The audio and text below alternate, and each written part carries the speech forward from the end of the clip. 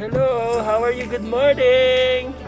I'm on my way to Pag-ibig. I'll be filing my housing loan application. Join me because I'll be putting up a video to guide you through the step-by-step process, okay? If you're interested to apply for a loan, I'll be filing a housing construction loan specifically, okay? Join me! Bye! Later!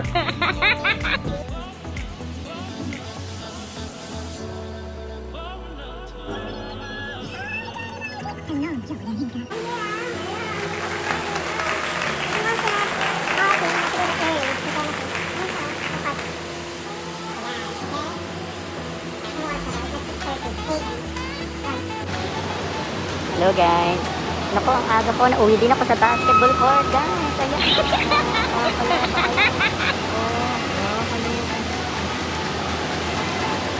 Wala pang 7 a.m. Okay. Well, at least nakapag-park ako ng maayos. Okay, bye. Later. Hello guys. So, ang sistema, bago ka po makapasok dun sa Pag-ibig building, ay, nag-against the light naman yung beauty ko. So, bago ka pumasok dun sa building ng Pag-ibig, may waiting area. At ang waiting area natin is gym. Ayan o. Medyo malamig pa ngayon kasi maaga pa, okay? So, pipila kayo dito. Ayan. Tapos, tatawagin kayo per batch. Okay, mga 10-10, ganon. Bago kayo makapasok sa building, okay? So, kung ayaw nyo ng mainit, you have to go very early, okay? It's like 6:45 a.m. Nandito na ako sa pila now, okay? So, bye! Later! Hello guys, ito, waiting pa din.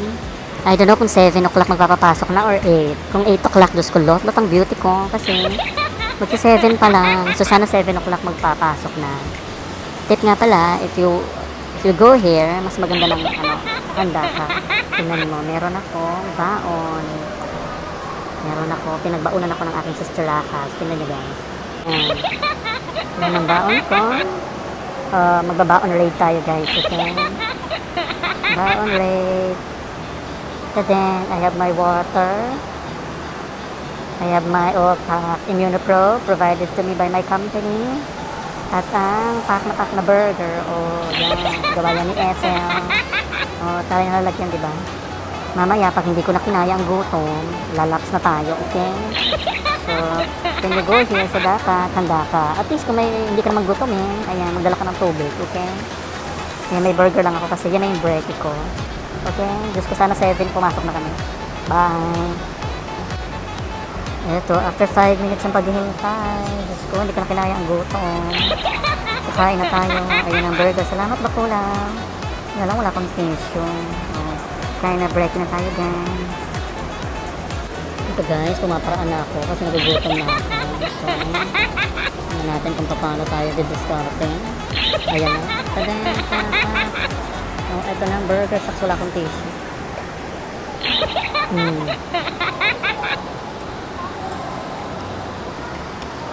Kain tayo guys. Later na lang. Bye!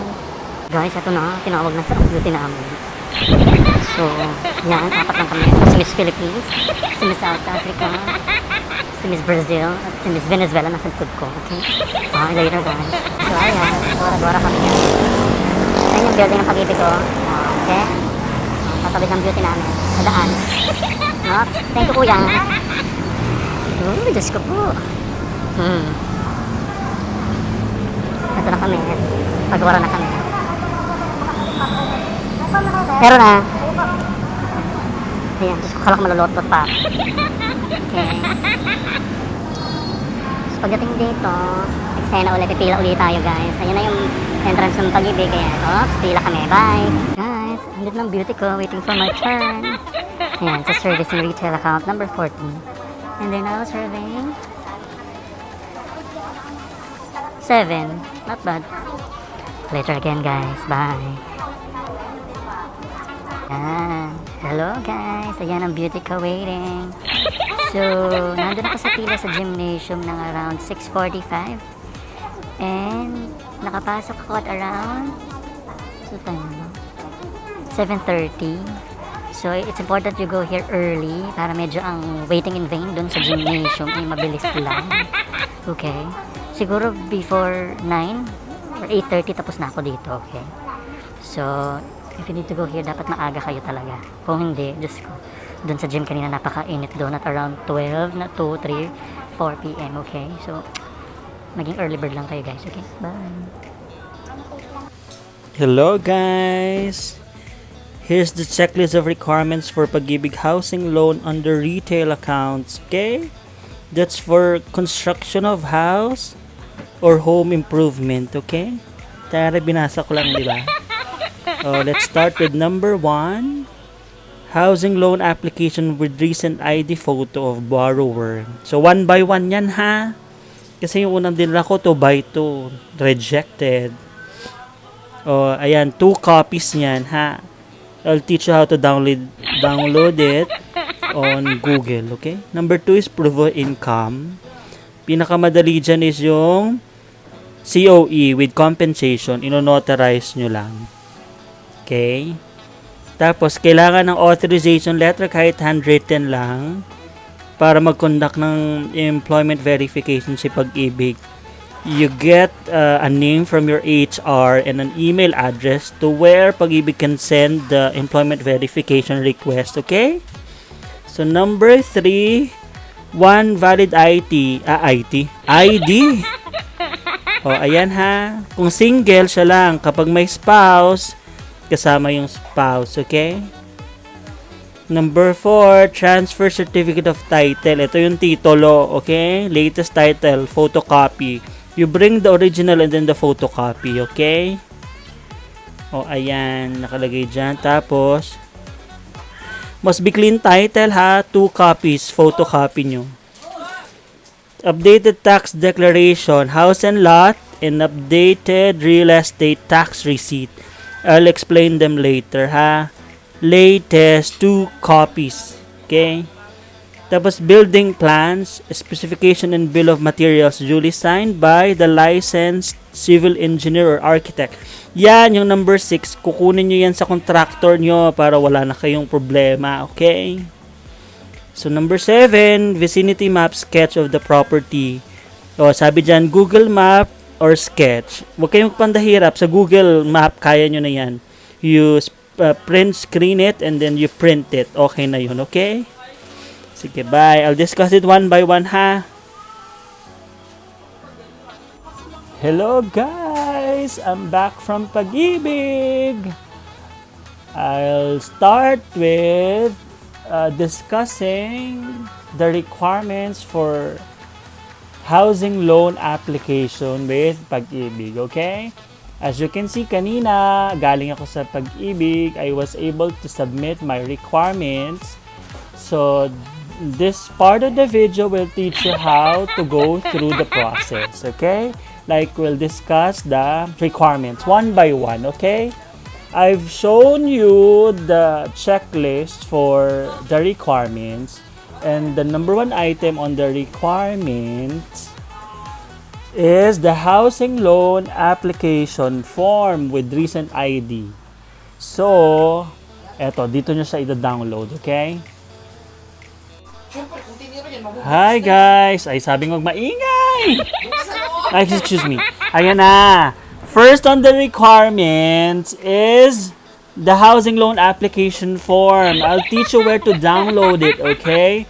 You go to Google and then you type Pag-ibig housing loan form and you'll be given results. You click on the first result. There. You have to print this one. And then the list of requirements, yeah, it says you have to download 2 copies, okay? You have to print 2 copies. So there, ayan ha. Ano yan? Downloadable PDF file. So download and print it. Madali lang naman yan. O first, may Pag-ibig ID number. What I did, I called yung Pag-ibig hotline. And then, I was able to get my Pag-ibig ID number. I just provided my first name, my last name, and of course, my middle name, Diamond. D for Diamond, okay? Tapos ayan, you fill it out. Purpose of loan, in my case, house construction, okay?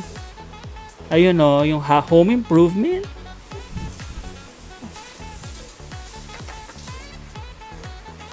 O, ayan, yan ha. Tapos yan, o, keme-keme lang yan, i-fill out nyo lang yan, o, ayan. Ayan, o ha. Siyempre, yung mga information na kailangan, i-fill out nyo lang. And it says on the requirement that you have to attach an ID photo. O, 1 by 1 guys, wag 2 by 2, okay? Kasi nalot-lot ako nung una, sabi ang laki-laki naman ng dala mo kasi 2 by 2 yung dala ko, guys. O, ayan lang, borrower's data, ganyan-ganyan. Mas madaling fill outan to pag single. So, yung mga married dyan, magpa-divorce na kayo, okay? O, ayan. Kasi pag single ka, wala ka ng spouse, keme. Pag married ka, ayan. Hindi pwedeng kabet, ha? Yung legal wife lang. O, ayan. Keme. Ay. Hindi. Joke lang naman to. Ang OA naman. Joke lang, guys, ha? Siyempre, pag may katuwang ka sa, sa buhay, yung legal, mas malaki yung chances of, winning. Okay? That's the first one. Fill it out, and then you're done. So, kailangan lang talaga 1 by 1, 2 copies nung, form. Okay? Hi, guys. We're on item number 2, and it's proof of income. It says on the form, see details at the back. Okay? So, kasi marami siyang pwedeng isubmit. As proof of income. In my case, I submitted a notarized COE with compensation, okay? So we'll discuss first your options when submitting the proof of income, okay? There. For proof of income, locally employed to may 3 items. First is yung ginawa ko, notarized certificate of employment and compensation. In-notarized. Huwag makulit. Kasi mura lang naman ang magpa-notarized. Second, latest income tax return. Number 3, certified 1-month payslip within the last 3 months prior to date of application. Ang ingay naman!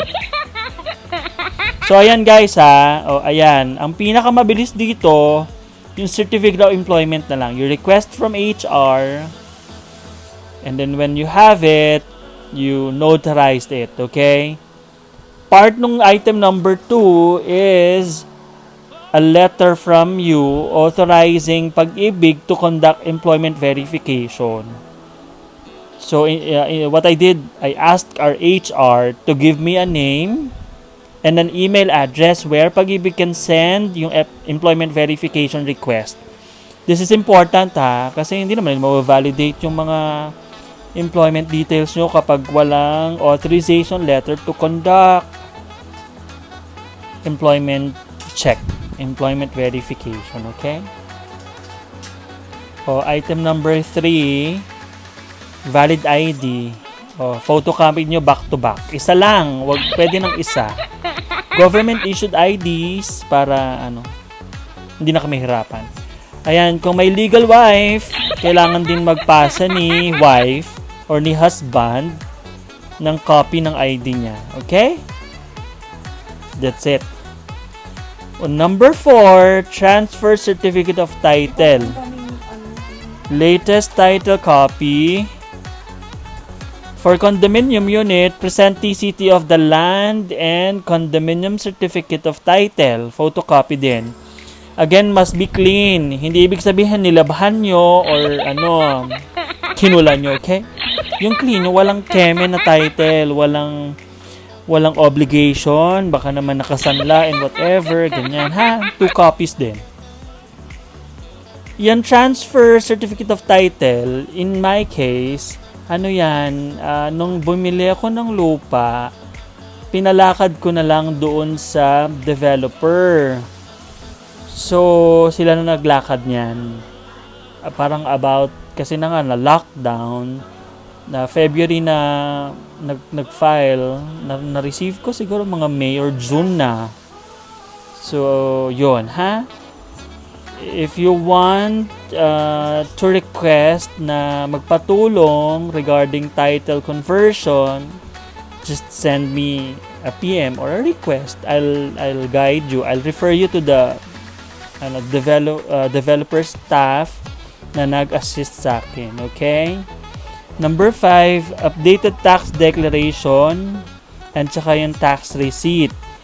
So, when you have your TCT, syempre, nasa pangalan mo na yon. Pero, yung tax declaration and tax receipt, nasa pangalan pa nung owner na luma.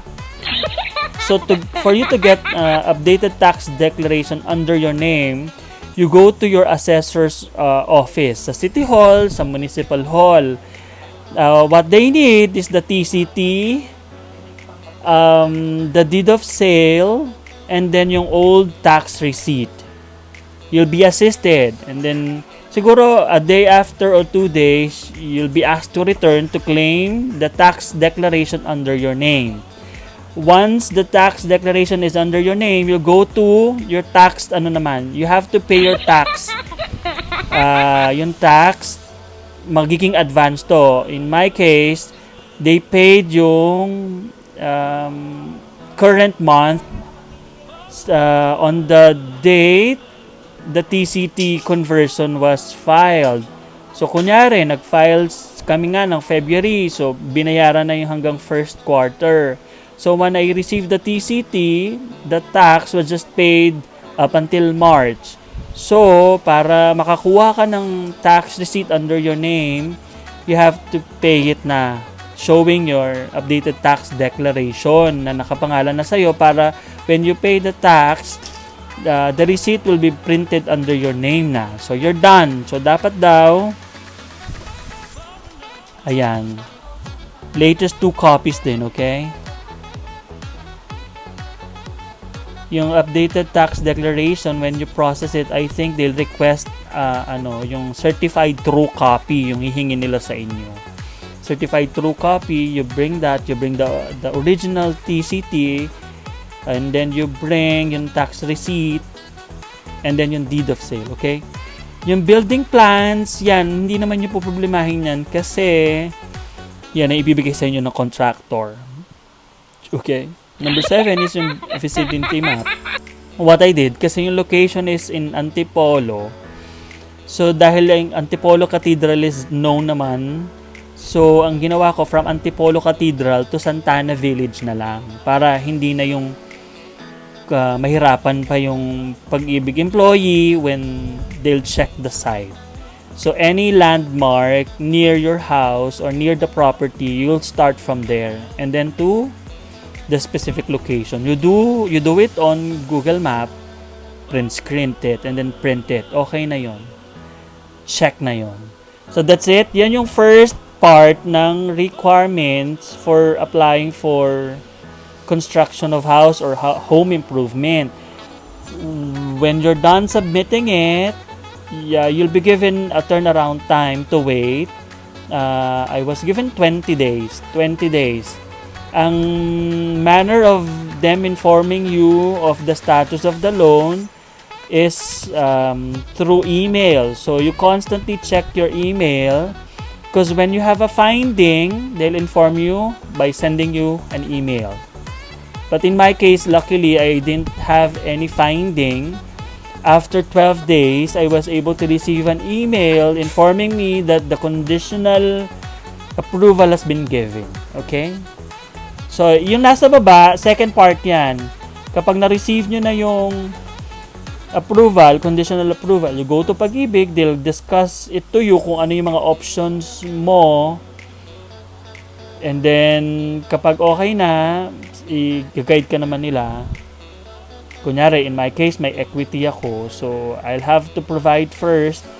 The house will be constructed without Pag-ibig giving me funds yet.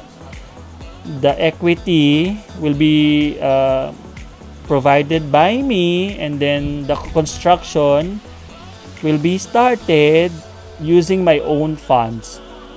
And then, once you're done funding In my case, mga 25% kasi nung borrowed amount yung kailangan kong palwalan.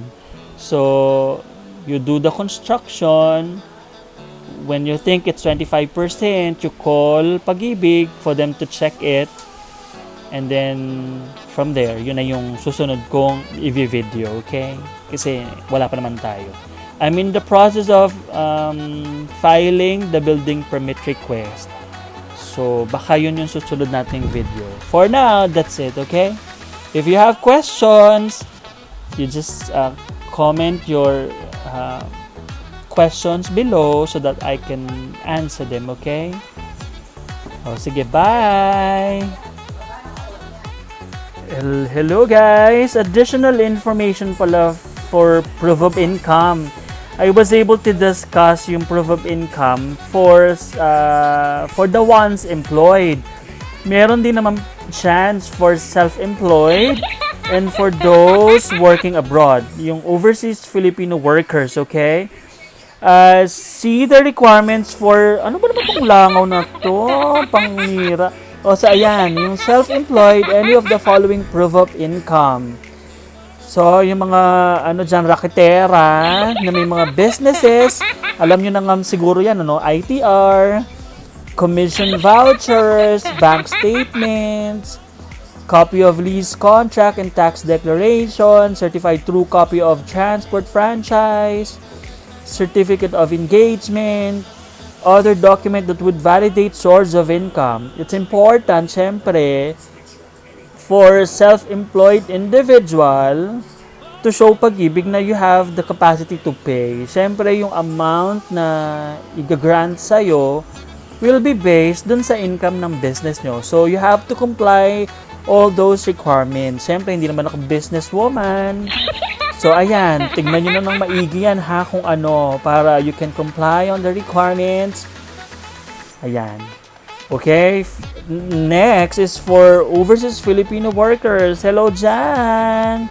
Mga friends natin from Saudi Arabia, from Dubai, from Japan, from Italia, from anywhere in the world, okay?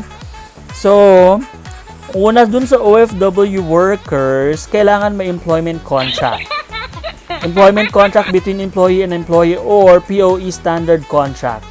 You know it's important kasi in our experience, my brother-in-law submitted an application. Yun nga lang, medyo pababalikin siya kasi ang pinasa niya is contract na previous kasi nandito siya sa Philippines now eh. So, hindi na honor yung certificate of employment niya kasi nga hindi active. So, when you're an OFW and when you're planning to apply for Pag-ibig loan, it's important that you have an existing and active contract. Applicable yan sa seaman, kasi nga sa seafarer, kasi karamihan I think sa kanila kapag nakababa na at nakauwi na, walang existing at active contract with their employer. So, ang gagawin, in my sister's case, kailangan mo nang hintayin magkaroon ng existing contract and then they'll resubmit yung loan application to Pag-ibig. Okay? So, importante yon ha. Siyempre, if your husband is going to abroad, you'll be given naman by Pag-ibig yung special power of attorney form yata that you can process so that when your husband or wife goes abroad, you'll be the one to process the application under his name, syempre through you dahil ikaw nga yung spouse, okay? So, second on the list for OFW is Certificate of Employment and Compensation. It's not only that you have employment contract, you have to provide them Certificate of Employment and Compensation. So, ayan na ha. So, kailangan niya. And then income tax, lastly, income tax return filed with host country or government. If documents are in foreign languages, English translation is required. So, i-inquire nyo sa OFW, inquire nyo lang sa HR nyo yan, sa company nyo on how to go about it. Yan ha, yung mga requirements. So, gora na yung mga self-employed, yung mga nakatira dyan na may mga businesses na pack ang mga income.